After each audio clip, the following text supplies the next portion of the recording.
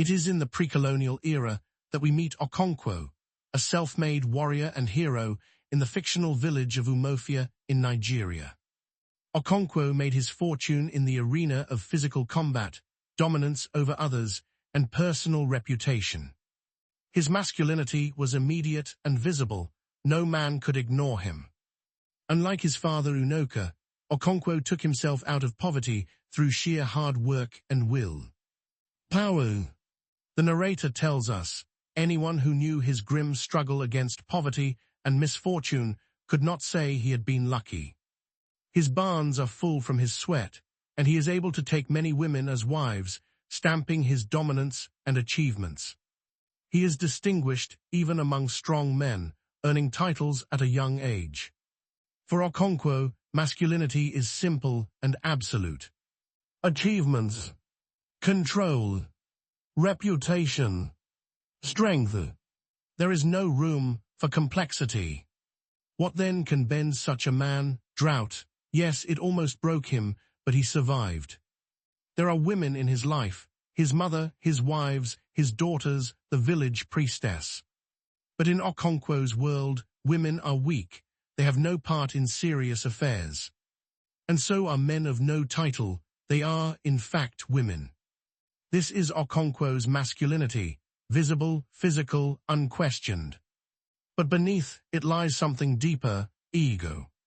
A fear of weakness so intense that it governs every action. He cannot afford softness, he cannot afford doubt.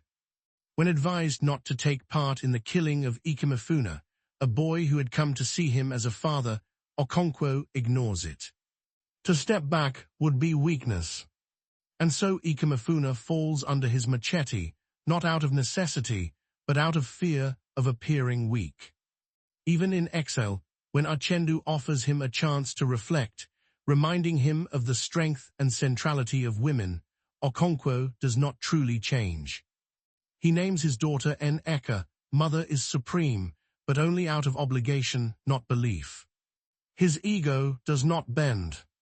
It shows in his children. If he could have it his way, Achebe would be a man, and Umuofia a woman. Umuofia, who loves stories, avoids violence, and embraces new ideas, becomes everything Okonkwo despises. Achebe, who shows strength, receives his admiration, but never his affection. Because affection is weakness. A man to Okonkwo must act, not speak, not reflect. He despises those who use words to question or persuade. He would rather fight or work. Every relationship becomes secondary to maintaining his image. And so when colonialists arrive in Umuofia, bringing with them a new system of governance, belief, and power, Okonkwo sees only one response. Force. Not negotiation, not adaptation. Because how can reconciliation exist without punishment? To him, colonialism is not just a disruption, it is personal. And anyone who does not resist with equal force is weak. But the world has shifted. When Okonkwo returns from exile, he finds a changed Umuofia. The people have adapted, they have moved on. There is now a system in place, one that does not rely on individual strength, but structure. Okonkwo's battlefield no longer exists. Still, he pushes forward. He participates in the burning of the church and the priest's house, but even that is not enough for him.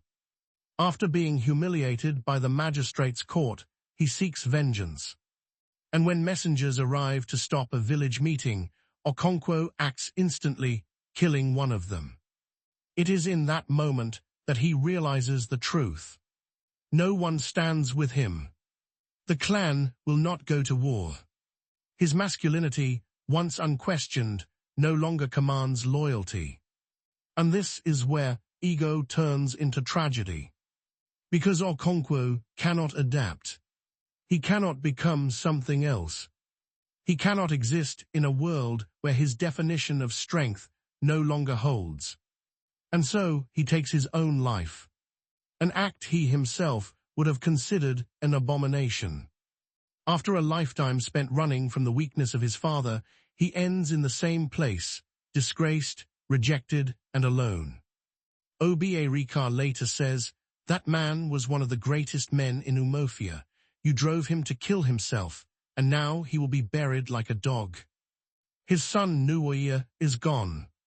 His wives remember not companionship, but harshness. His people see not a hero, but an abomination. And in the end, for all his strength and achievements, Okonkwo is reduced to a footnote. A paragraph in a colonial account, the pacification of the primitive tribes of the Lower Niger. His masculinity made him. His ego defined him. But it is his inability to change that destroyed him.